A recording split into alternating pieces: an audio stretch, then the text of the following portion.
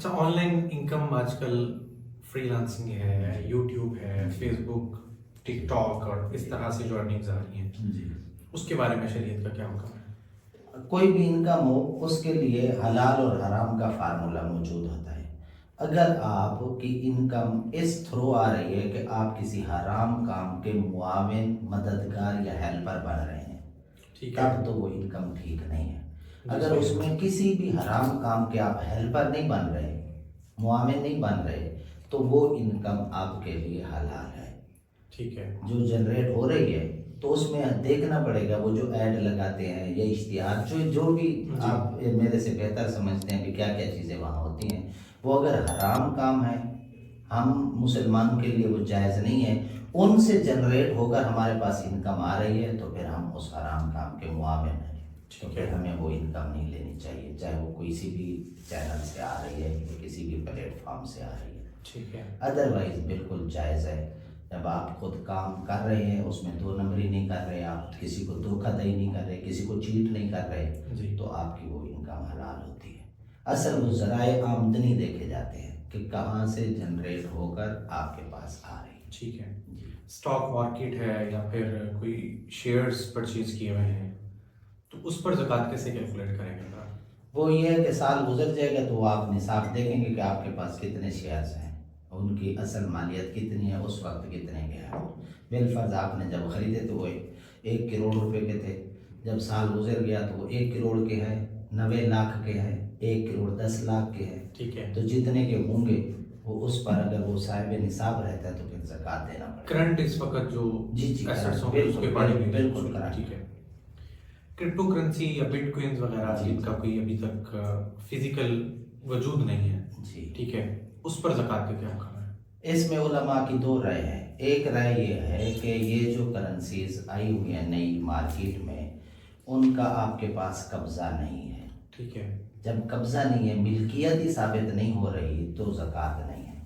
دوسری رائے یہ ہے، اور میری بھی یہی رائے ہے دوسرے والی، کہ ظاہری طور پر قبضہ نہیں ہے، لیکن جو ہمارے اکاؤنٹ ہیں، ہم اسے بزنس کر رہے ہیں، وہ سارا کچھ چل رہا ہے، وہ پیسے کا لین دین بالکل ٹھیک چل رہا ہے، تو اس لیے اس کے پر وہ آپ ظاہری طور پر تو نہیں ہے، لیکن اندرون خانہ باطنی طور پر آپ کا قبضہ موجود ہے اور آپ کے اکاؤنٹ پر ہولڈ ہے، تو آپ اسے بزنس بھی کر رہے ہیں، چیزیں خرید رہے ہیں، بیچ رہے ہیں، تو اس وجہ سے اس پر پھر زکوٰۃ ہوگی۔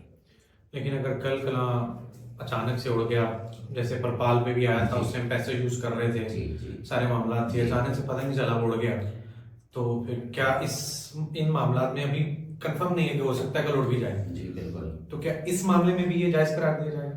اس معاملے میں یہ ہے کہ جب تک وہ یعنی اکاؤنٹ چل رہا ہے، 1 سال 2 سال 4 سال، اس وقت تک زکوٰۃ ہوگی، جب ختم ہو جائے گا تو زکوٰۃ کا ختم، جب مال ختم تو پیسے زکوٰۃ بھی ختم۔ نہیں، جائز اس کو شریعت قرار دے گی؟ ایک بندہ پیچھے مجھے پتہ ہی نہیں کہ ہے کون، میں کس کو جا کے پکڑوں گا، میں نے پورے محلے کی انویسٹمنٹ اکٹھی کر کے اس کو لگا لی ہے آپ اس پیسے کے اوپر کہہ رہے ہیں نا، میرے خیال میں جو پیسہ اڑ جائے گا اور اس کا کون، میں تو زکوٰۃ کی بات کر رہا ہوں کہ جب تک آپ کے پاس وہ اکاؤنٹ رہے گا، چل رہے گا، پیسہ رہے گا، تو زکوٰۃ دینا پڑے گی۔ زکوٰۃ تو ہم اس وقت دیں گے نا جب اس پیسے کو ہم جائز کاؤنٹ کریں گے، کرپٹو کرنسی، بٹ اکاؤنٹ یا کچھ اس طرح کے معاملات جس میں دوسرے اینگل سے آپ کا سوال تھا، آپ میری فہم میں آیا، وہ یہ ہے کہ اگر وہ پیسہ جو آپ کا، اگر آپ غور و فکر کرتے، تحقیق تفتیش کرتے ہیں، تو آپ کو پتہ چلتا ہے یہ جائز ذرائع آمدنی سے ہے، تب یہ آپ کے لیے جائز ہوگا۔ اگر آپ تحقیق یہ انسان کو نا اللہ تعالیٰ نے خود مختار بنایا ہے کہ وہ ہر کام کو کرنے سے پہلے اس کو سیکھے۔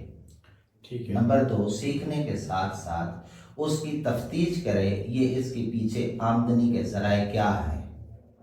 ہمارے یہاں کام ہوتا ہے لیکن ہم سیکھتے نہیں ہیں، ہمارے یہاں کام کیا جاتا ہے، اس کی بیک گراؤنڈ میں کبھی جانے کی کوشش نہیں کرتے، اس لیے ہر جگہ شریعت یہ کہتی ہے آپ کام کرنے سے پہلے تحقیق کریں، یہ جائز ہے یا ناجائز ہے۔ اگر جائز ہے تو پھر اس کے اوپر سارے یہ زکوٰۃ والے قوانین لاگو ہوں گے، اگر جائز نہیں ہے تو پھر زکوٰۃ ہی نہیں ہوگی۔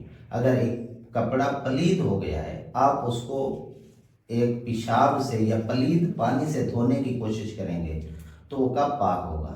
عام طور پر یہ جی لوٹ کے مال اکٹھا کر لیا جائے پھر جی ہم غریبوں میں بانٹ دیتے ہیں، یہ ہمارے یہاں ایک ٹرم استعمال ہوتی ہے۔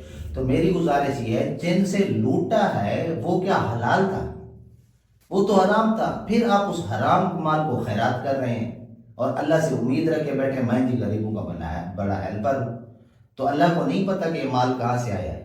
آپ نے خیرات کرنی ہے تو اپنا حلال اور جائز جو مال ہے وہ آپ خیرات میں دیں، صدقے میں دیں، زکوٰۃ میں دیں۔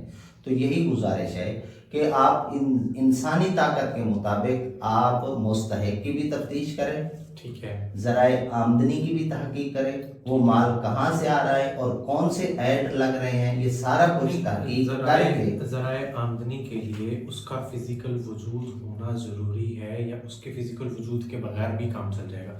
مثال کے طور پہ آج کل امیزون والے کام کر رہے ہیں، پتہ ہے امریکہ میں، انگلینڈ میں کہیں نہ کہیں ان کا فزیکل سٹور ہے، ٹھیک ہے، میں ایک بینک کے ساتھ پیسے چلا رہا ہوں، مجھے پتہ ہے پاکستان میں نہیں ہے تو امریکہ میں ان کا ایک بینک ضرور موجود ہے۔ کرپٹو کا یا بٹ کوئن کا، اس طرح کی اور بھی جو چل رہی ہیں کرنسیز، کہیں ان کا پیچھے فزیکل وجود کسی جگہ پہ بھی اگر فار ایگزامپل کسی کرنسی کا نہیں ہے تو کیا وہ استعمال کرنا جائز ہے، یا جب تک اس کا کہیں پیچھے فزیکل وجود ہمیں نہیں مل جاتا تب تک اس سے پرہیز کرنا چاہیے؟ فزیکل اور نان فزیکل کا تو اس کا کوئی مسئلہ نہیں ہے، اس میں اصل جو بات ہے کہ وہ کسی ریاست کی اتھورائز ہو، ٹھیک ہے، تو تب جا کے آپ اس کو فزیکل ہی سمجھیں گے، ٹھیک ہے، کیونکہ وہ ریاست اس کے بیک میں کھڑی ہوتی ہے، ٹھیک ہے۔ اگر کوئی ریاست نہیں ہے اور اس کا فزیکل بھی کوئی ثبوت نہیں ملتا تو پھر اس کا کوئی وجود ہی نہیں ہے، تو ہم اس کو کیا کہیں گے؟ صحیح۔ تو یہ میں بات اس طرح اس اشارے سے کہا، ٹھیک ہے۔ ایک بندہ پرسنلی اگر اپنے بہاف پہ بڑا ویلٹ لے کے بھی چل رہا ہے تو جب تک وہ اپنی اس جس کنٹری میں وہ ہے وہاں سے اس کو رجسٹر نہیں کرواتا تو تب تک ہم اس پہ یہ شریعت اس بات کا بندے کو مکلف بناتی ہے، آپ جس کنٹری میں رہتے ہیں جی اس کنٹری کے جو قوانین ہیں وہ ان کو مانے، فالو کریں، ٹھیک ہے۔ احترام قانون ہم کہتے ہیں، احترام قانون کے حوالے سے شریعت پوری خیال رکھتی ہے۔ دیکھیں ایک بندہ کہتا ہے جی میں حج کرنے چلا گیا ہوں، چوری چلا گیا ہوں، شریعت مجھے اجازت دیتی ہے، ہمارا اگر پاکستان اجازت نہیں دیتا اس حج کا کیا بنے گا؟ کیونکہ کچھ قوانین اس ریاست کے فالو کرنا ضروری ہوتے ہیں جو انسانی فلاح و بہبود کے لیے بنائے جاتے ہیں، ٹھیک ہے، صحیح ہے۔ عمومی طور پہ سعودیہ میں اسپیشلی بالکل۔ اب نکاح رجسٹرڈ کا مسئلہ میں ایک مثال دیتا ہوں، جی عام طور پر لوگ کہتے ہیں جی شرعی طور پر یہ نکاح پڑھوا لیں اور بات ختم، یہ حلال ہے، مولوی صاحب بھی کہہ رہا ہوتا ہے کہ یہ حلال ہے، یہ میاں بیوی بن گئے۔ میں یہ کہتا ہوں، میری رائے یہ ہے کہ آپ ایک ریاست میں رہتے ہیں، آپ اس ریاست کے قانون کو فالو ہی نہیں کرتے، ٹھیک ہے، وہ آپ کے لیے بنائے گئے ہیں، آپ کے حقوق کے لیے بنائے گئے ہیں، آپ ان کو فالو نہیں کریں گے، مجھے پتہ ہے اس نکاح کا پھر کیا حکم ہوگا۔